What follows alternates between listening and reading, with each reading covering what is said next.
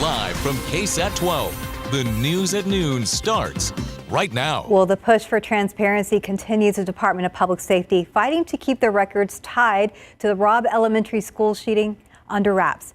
Now, several news outlets, including KSAT, have sued for that release. And this morning, attorneys for both sides made arguments in the case. Our Daniela Ibarra listened in and joins us now with what they talked about. Daniela. Yeah, these arguments wrapped up just over an hour ago and they lasted just as long. Now, this all stems from DPS fighting a judge's ruling made last year. Back in November, a judge ordered DPS to release all of its videos and investigative materials. But DPS appealed that, which means it could take months or likely years for those records to be released. Now, today, attorneys for DPS argue that the release of the records could affect the prosecution of two former Uvalde police officers charged in connection to this shooting.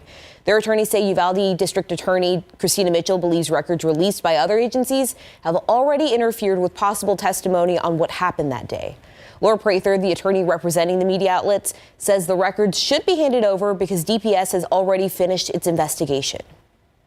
We're talking about the most significant law enforcement failure in Texas's history that they would like to cloak in secrecy forever from the general public. The public interest couldn't be higher.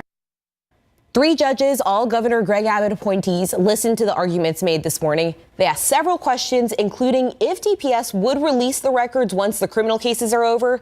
DPS's attorney says that's something that they would be willing to do once they get to that point. And what are the records that we're hoping to get from DPS? So it could be everything from PDFs. I know they mentioned that there were about 2-point-something terabytes, which is a lot of information. So records, like physical papers, as well as video, radio calls. So it really just kind of depends, and we haven't gotten to see any of it. And what other agencies have already released records? So the city of Uvalde released records earlier this summer, and they released a first batch of records in August, and they realized that they didn't send everything over, so then they released it just a couple weeks ago. So far it's just the city of Uvalde. We're still waiting on records from the Uvalde County Sheriff's Office as well as the Uvalde Consolidated Independent School District. A lot of people waiting for answers. Yes, and transparency. Thank you, Daniela. Thank you. Let's look out there with a live cam this afternoon. Already 81 degrees. I have to say it was a humid morning. Yes, definitely noticing that humidity when you step outside. And honestly, thanks to a frontal boundary that's going to approach but not quite make it to a good chunk of south central Texas tomorrow, we likely will continue to feel some of that mugginess even into tomorrow evening as you're stepping out for trick-or-treat plans. Like yesterday, because of the moisture, we have managed to find a few isolated pockets of very light rain. Here's the latest authority radar, perhaps a few sprinkles, especially on the southeast side of town, just passing through the Calaveras Lake area. That's likely headed up towards Highway 87, even China Grove. If you do tap into any of this activity, you may need the windshield wipers briefly, but again, very light and few and far between. Mostly cloudy skies right now. Temperatures in the low 80s, as Steph mentioned here in the Alamo City. 87 already in New Braunfels. Starting to see some of this morning cloud cover break up just a little bit more. 88 the current temperature in Seguin.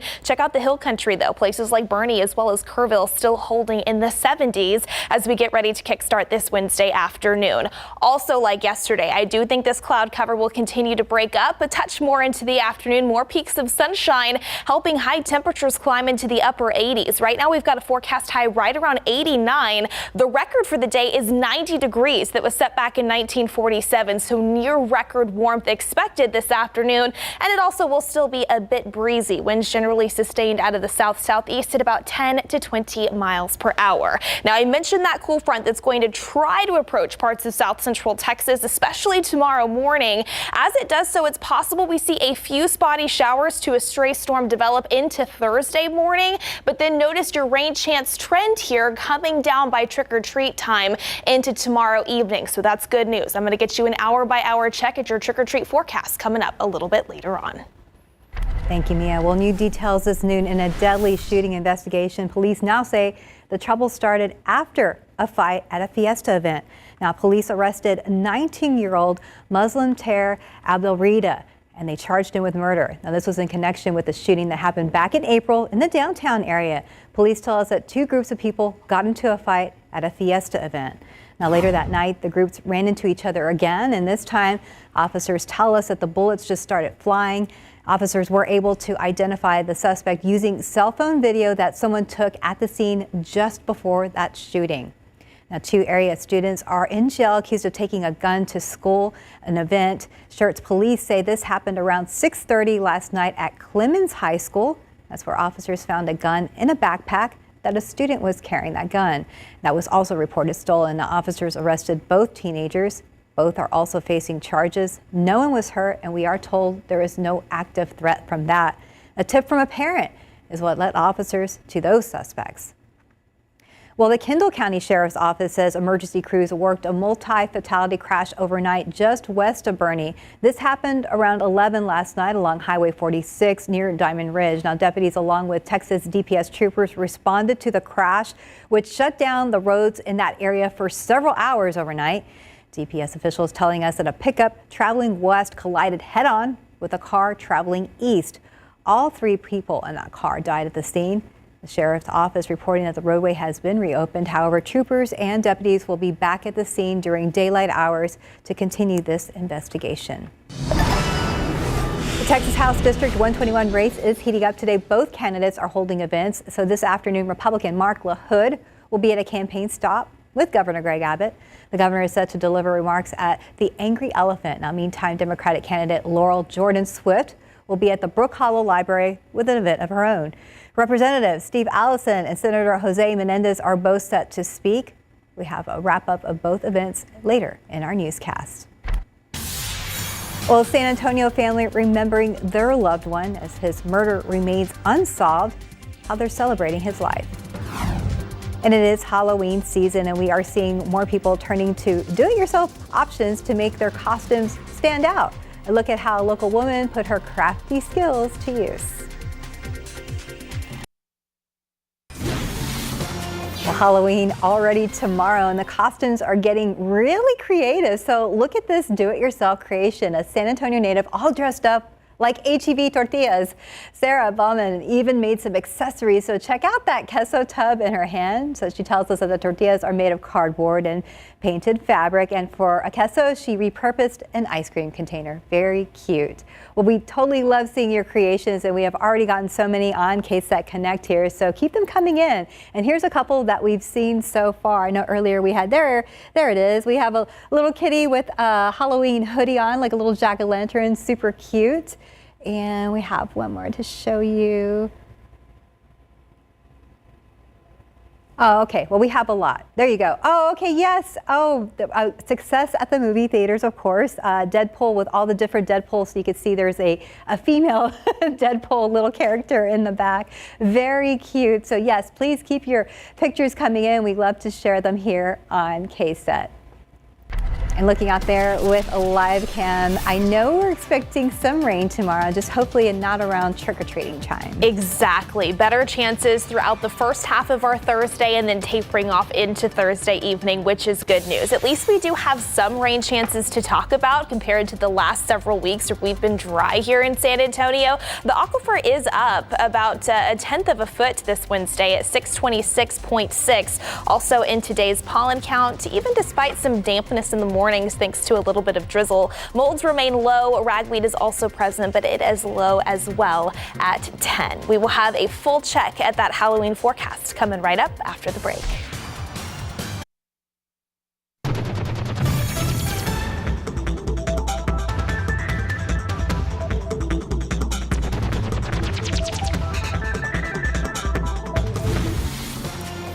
I know we kind of woke up to humidity this morning. I went for a run and it was just like, you know, it's so sticky out there, but maybe the payoff is the rain. Yes, and we desperately need it. We've been talking about for the past several weeks how September and October respectively are typically our second and third wettest months on average in San Antonio, and it has been the exact opposite. But we did break the streak yesterday. We barely broke it, but we did. We had 1/100th of an inch of measurable rainfall reported over at San Antonio International Airport, which broke the streak of 53 consecutive dry days in the Alamo City. That actually is the fourth longest stretch of dry days that we've seen consecutively in town, the record being 63 3 days. That was set back in 1993. And going forward, at least we're starting to see some changes when it comes to our overall weather pattern that allows us to introduce a daily chance for some isolated rain.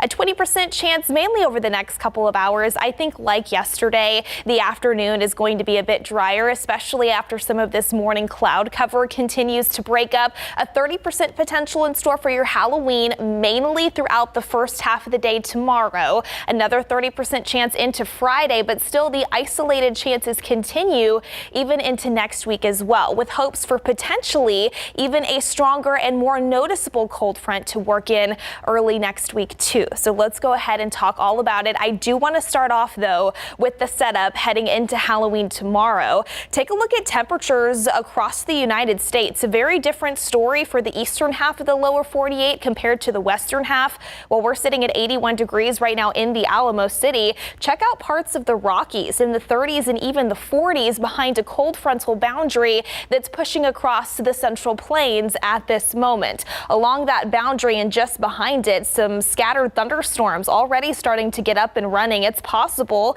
especially for places like Kansas City, Wichita, stretching down to Tulsa, that they actually have to deal with some severe weather throughout the remainder of this Wednesday. As this front continues to push into the Lone Star State, it's a very low end chance down I-35 near Waco and even Austin.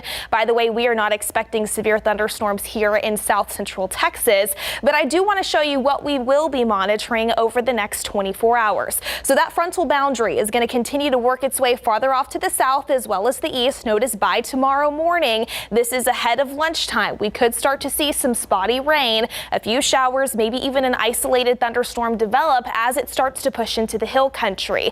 This particular cold front looks to weaken as it approaches San Antonio, and it looks to stall either near or just to the north of San Antonio. Notice by trick-or-treat time tomorrow, stepping out into Thursday evening, just a 10 to potentially 20% chance for an isolated shower still on the forecast. Rain chances do look to come down. It looks to be very minimal and limited impacts by tomorrow evening. It is still going to be warm and muggy though, and as we head into our Friday, the cloud cover building back in, and then that 30% chance for a few more spotty showers returns to the forecast as well.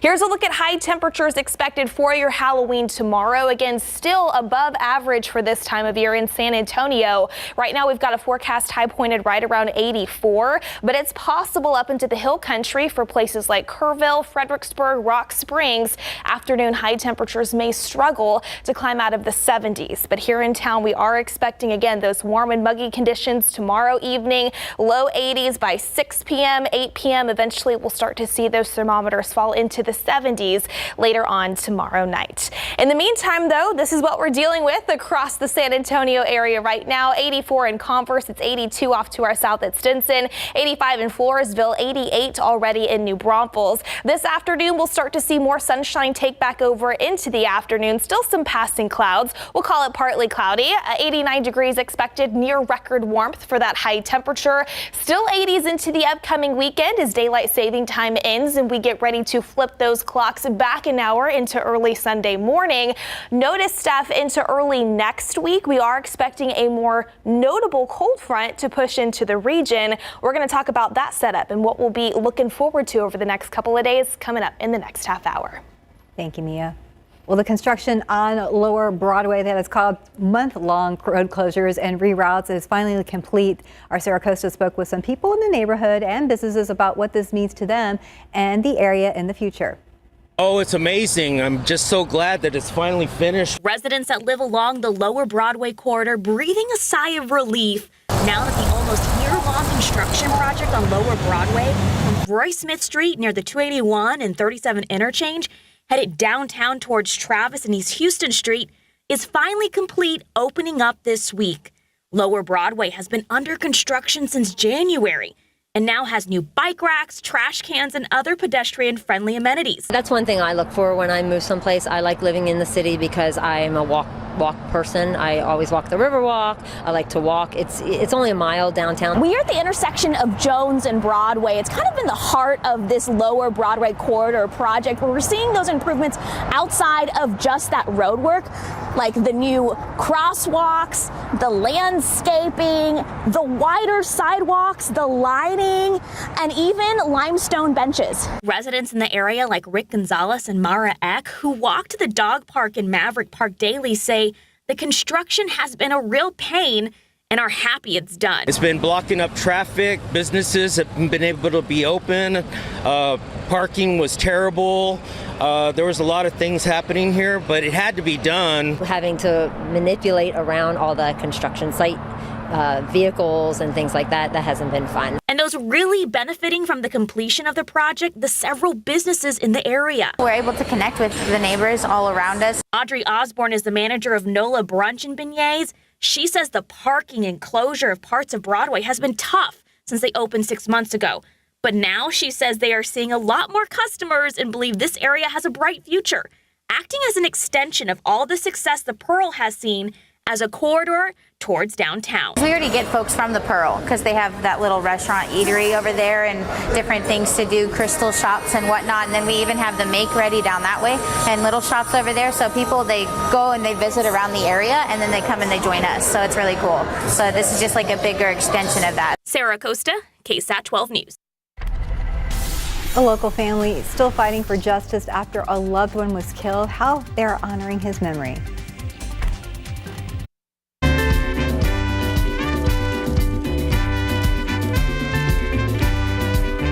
Originally called Mary's Gold, the marigold is named after the Virgin Mary.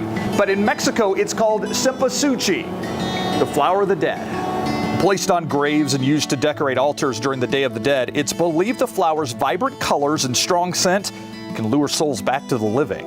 Since they bloom in early summer and die at fall's first frost, they also symbolize the fragility of life. The name cempasúchil is Aztec and roughly translated to flower of many petals. For the Aztecs, the flower was sacred, and its bright color represented the sun. Native to the Americas, it was cultivated for decorative, magical, medicinal, and agricultural purposes. They were thought to cure hiccups and were often planted near crops. As a matter of fact, the marigold produces a natural insecticide. Once Spanish explorers discovered the hardy plant, they took the seeds back to Europe. Now hundreds of varieties grow across the globe, including India, where the marigold has become an important ceremonial flower. For Hindus, the marigold symbolizes surrender to the divine.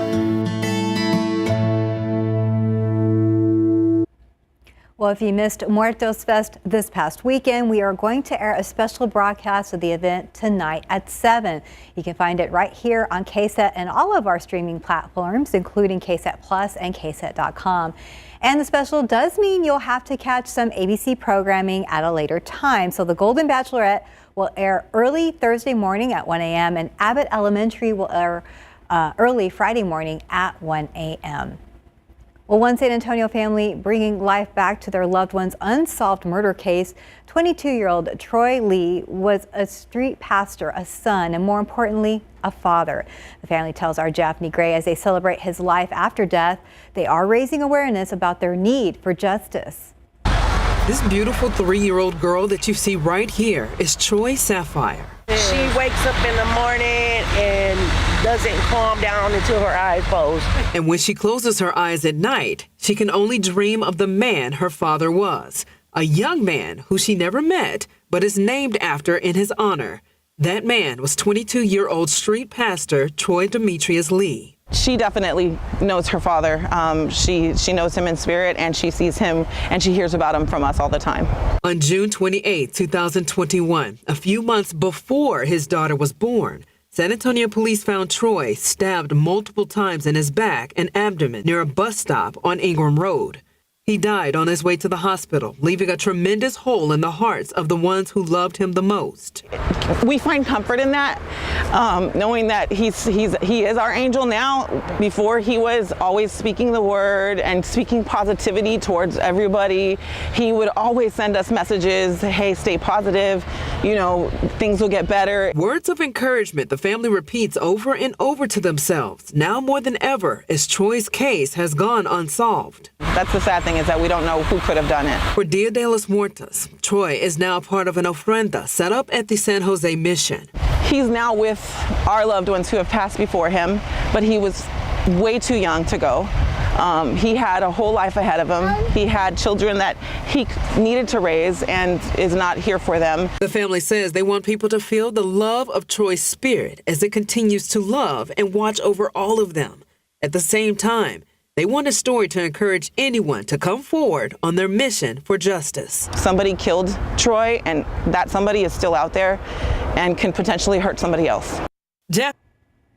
Well, Troy's grandmother has since added to the Crime Stoppers Award, bringing the total of $10,000. So if you know anything about the night of Troy's murder, you are urged to call Crime Stoppers. That number is on your screen, 210-224-STOP. Candy is not good for your teeth, but some of it could be worse than others. What treats you might want to skip this Halloween? Well, if you have some older COVID tests around, don't be so quick to get rid of them. Why you may not need to throw out your expired COVID home test just yet. Well, as we told you before, East Central ISD sees growth in its future. So just this year, I was able to visit its new elementary school, Honor Elementary, as students walked onto that campus for the very first time. Now, that school built to address overcrowding, and the money to build it came from a 2022 bond package. Well, now the district says it is expecting enrollment to more than double within a decade with that big growth spurt. And Garrett Burgett tells us the district is asking voters for more money. East Central ISD held a beam signing ceremony for a new middle school in St. Hedwig that voters approved just 2 years ago.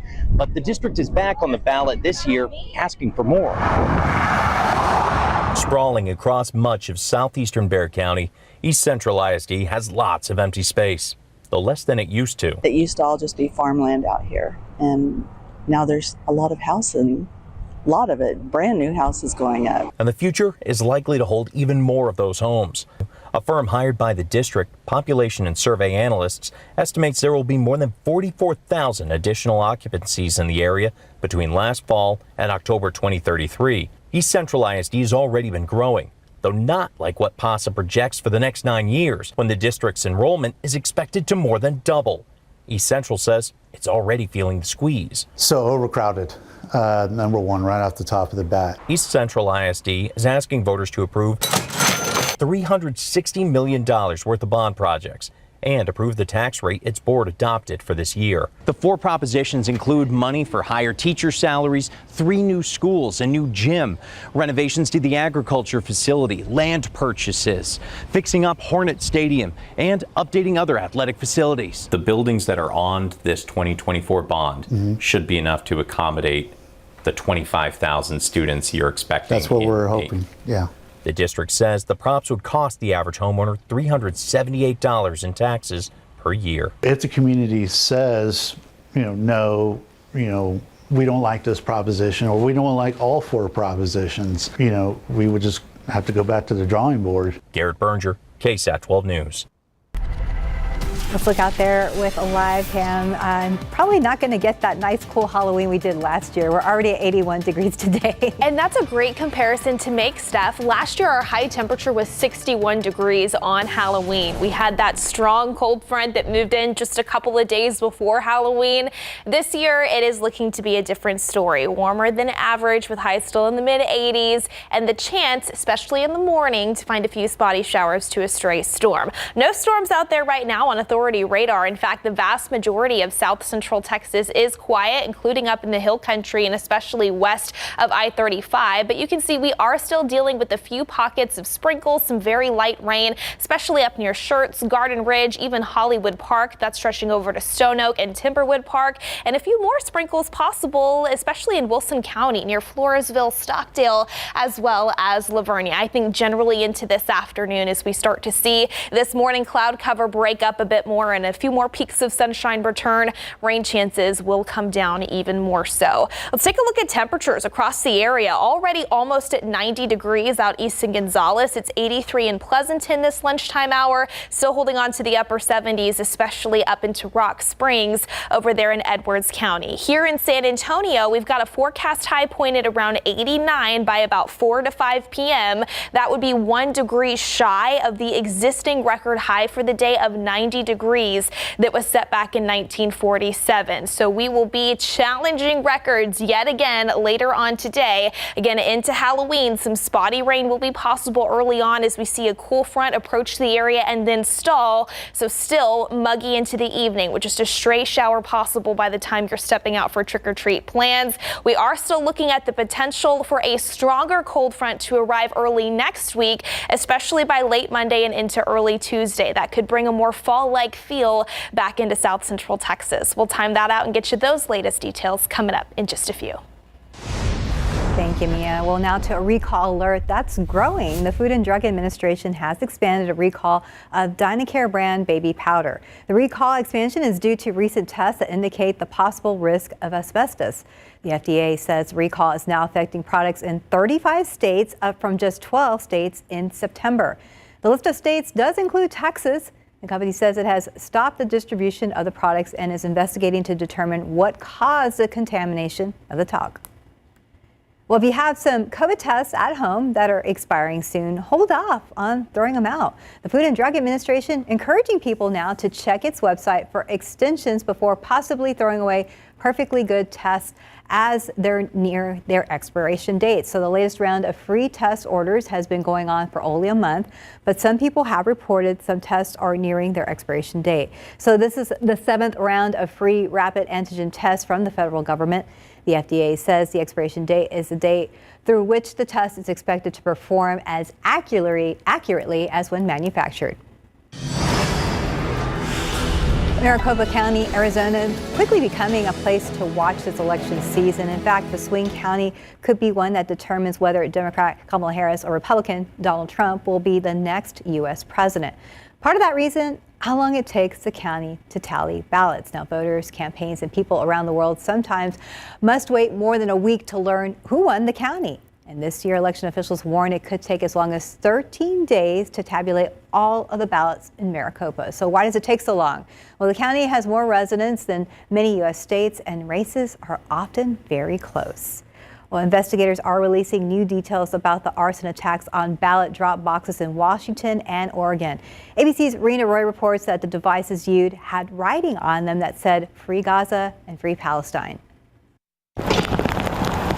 Ballots burnt to a crisp in Washington and Oregon. These new images showing what's left in Vancouver. The paper charred and votes destroyed. Maggie Lind, a college student and first-time voter, learned her ballot was burned. It was really jarring to hear. I think it's very unfortunate that we are at a time in our country where we're trying to silence others. Officials in Clark County say about 475 damaged ballots were taken from a box that was burned early Monday. The same day, more ballots burned at a box in Portland, Oregon. Investigators believe these and a third incident earlier this month in Vancouver are all connected, the suspect using incendiary devices. Law enforcement sources telling ABC News those devices carried markings that said "Free Gaza" and "Free Palestine." Authorities are now working to determine if the suspect is an activist for the pro-Palestinian cause or if the arsonist left the words to manipulate existing divisions in the U.S. Officials focusing their search on this Volvo, which they believe is tied to the suspect. Growing security concerns as we get closer and closer to this high-stakes election. Officials in Maricopa County, Arizona, ramping up security to help keep them safe. Election workers are off limits. With patrols on horseback, surveillance drones, and security cameras. And 24/7 monitoring has been implemented at ballot boxes in Clark County, Washington. Meanwhile, in Los Angeles, to help keep votes secure, local officials plan to use LA County Sheriff helicopters to fly ballots from more than 600 polling stations to the central counting location where there will be armed security. Rena Roy, ABC News, New York. Well, take a look at this. Heavy rain in southern Spain leading to flooded roads and a lot of damage. Yesterday, the area started seeing flooding and hailstorms that broke windows and broke large branches. crews responded to 150 emergency calls in one city alone. At least 62 people have died. Well, eyes on the MLB as Yankee fans hold hope for their team. Could they be turning things around? Highlights still ahead. And it's not the best part of Halloween, but it's something we have to keep in mind, those cavities, how to avoid them as you and your little ones indulge over the next few days.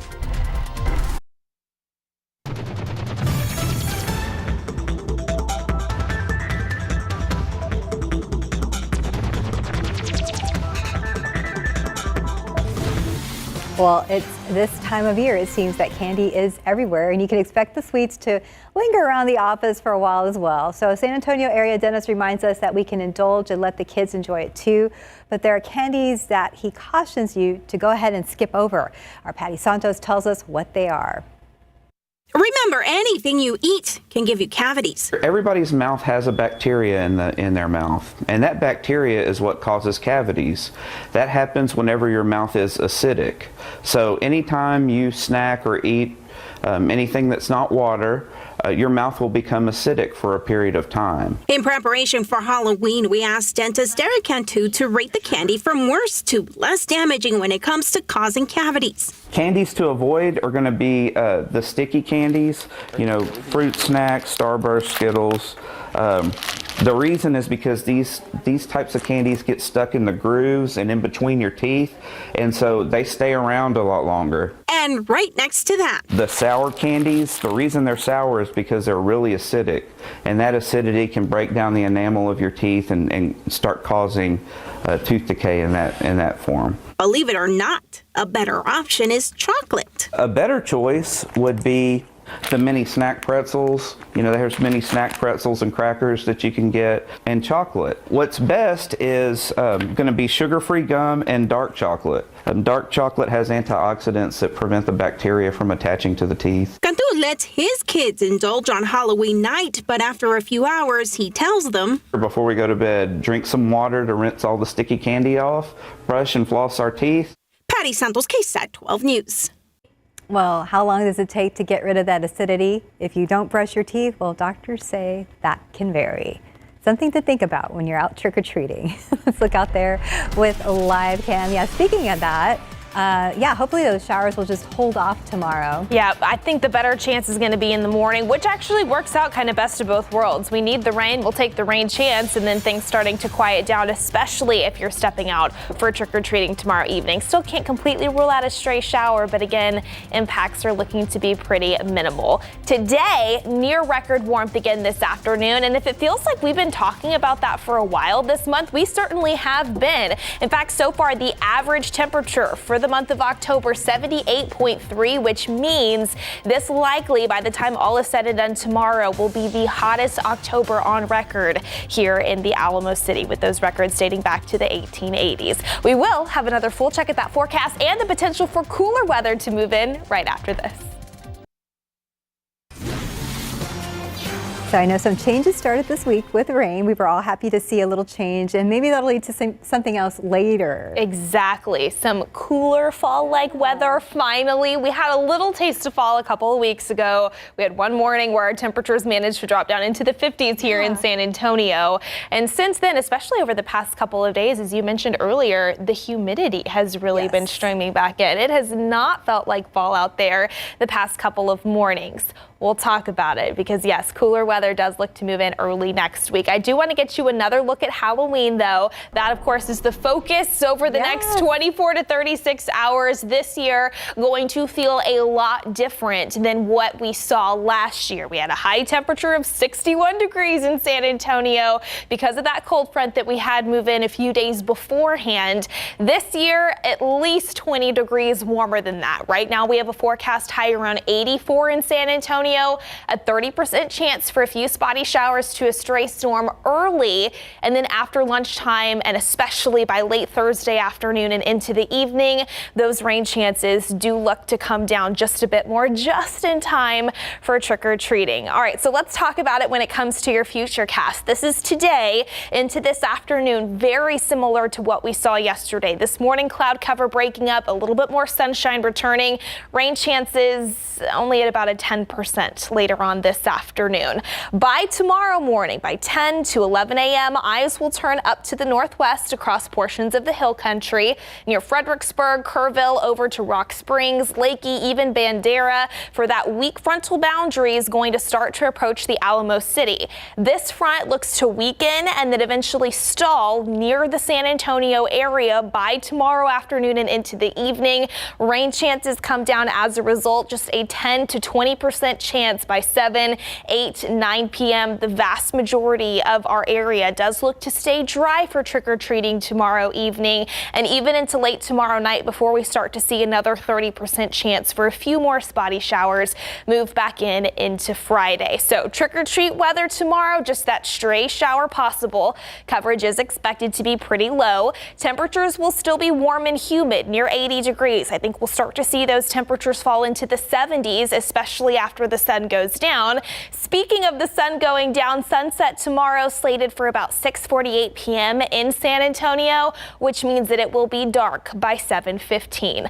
Let's talk about those changes, though, on the horizon heading into next week. So this weekend, we're actually going to see temperatures still sit slightly above average. Mid-80s are what we're expecting this weekend and even into early next week. But by Saturday and Sunday, another area of low pressure looks to dig a little bit farther off to the south, near the Four Corners, even the desert southwest, and then move into the central part of the United States by Monday night and into Tuesday. As a result, it looks to drop a more noticeable cold front into our area, especially by Monday night and early Tuesday morning. High temperatures look to come down into the 70s for a few days. And take a look at your morning temperatures. Still muggy out there over the next several mornings, upper 60s and low 70s. But then after we see that front push through, some cooler and drier air works in its wake. We could be talking mornings in the mid 60s by Tuesday and then back into the 50s by Wednesday. So that is going to be something to look forward to. Perhaps another round of some spotty rain possible by Tuesday morning. We've got it at about a 30% chance. Continue to check back in with us as we talk about those details and fine tune them over the next couple of days. By the way, we fall back. Daylight saving time ending early Sunday morning, 2 a.m. Those sunset times will be back in the 5 o'clock hour by Sunday. The next time we'll see a sunset time in the 6 o'clock hour won't be until January 18th. We'll be right back. If you missed out on the 12th annual Dia de los Muertos, don't worry. KSAT cameras were there for all the action. Music, fashion, and poetry, plus the heart of the festival, the altares. From the heartfelt, he was just the greatest man that I've ever known, to the unique. A lot of people are confused. They think the thing is dancing. They're dancing by themselves. And don't forget the one-of-a-kind procession with tributes on foot, wheels, and stilts. Tune in tonight from 7 to 9 right here on KSAT 12. Well, shifting gears to the World Series, and Yankees fans are dreaming of a miracle comeback after they avoided the sweep last night. ABC's Will Reeve has more on how hometown hero gave New York a boost. Overnight, the New York Yankees avoiding a World Series sweep. Judge comes on, he's got it, and we've got a Game 5 in the Bronx. The Yankees dominating Game 4, 11-4 over the Dodgers. LA was off to a quick start again with this two-run home run from Freddie Freeman in the first inning. Freeman cracks one deep to right field, and gone again! The star slugger making history as the first player ever to homer in the first 4 games of the World Series. Things looking so grim for the Yankees, at one point a fan trying to snatch a ball out of Mookie Betts' glove, while the man next to him can clearly be seen holding the Dodgers right fielder's arm. This fan literally tries to take his glove off. The glove grabber was ejected to cheers from fans. The fan escorted outside the stadium. On the field, New York battling back, getting a jolt from their second-year shortstop, New Jersey native and lifelong Yankee fan Anthony Volpe, sending the Bronx into a frenzy with this third-inning grand slam. Deep left field, Volpe with redemption! The Yankees' bats coming alive for the first time all series. Gleyber Torres sealing the deal in the 8th inning with this 3-run homer. Driven the other way, deep right center field. It's got a chance and goodbye. And one final run driven in by captain Aaron Judge, securing a win for the home team. It's 11 runs for the Yanks.